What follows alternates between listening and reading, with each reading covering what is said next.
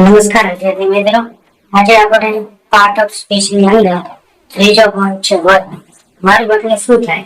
તો આ વર્બ છે એ ગ્રામર નો હાર્ટ એટલે કે હૃદય માનવામાં આવે છે. જો આ આવડી ગયું તો બધા ટેન્સ તમને સાવ ઈઝી લાગશે, સરળ લાગશે.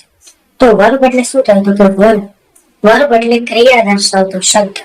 કોઈ પણ ક્રિયા દર્શાવવી હોય તો દર્શાવતો શબ્દ હોય એમાં વર્બ કહેવાય છે. સૌથી પહેલા આપણે એક્ઝામ્પલ દ્વારા સમજીએ કે પહેલું એક્ઝામ્પલ અહીંયા આપેલું છે, આઈ ઈટ મેંગો, હું કેરી ખાઉં છું. તો કઈ ક્રિયા દર્શાવવામાં આવી છે? તો અહીંયા ખાવાની ક્રિયા દર્શાવવામાં. ખાવું એટલે શું? તો કે ઈટ. ઈટ એટલે ખાવું. તો અહીંયા વર્બ કયો છે? તો કે ઈટ.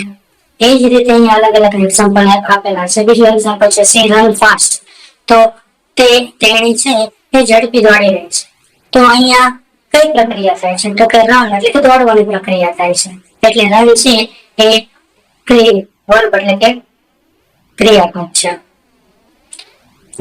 તો અહીંયા એ જ રીતે પ્લે, ફ્લાય, રાઇડ્સ, ક્રાઇસ આ બધા છે એ ક્રિયાપદ એટલે કે વર્બ માનવામાં આવે છે.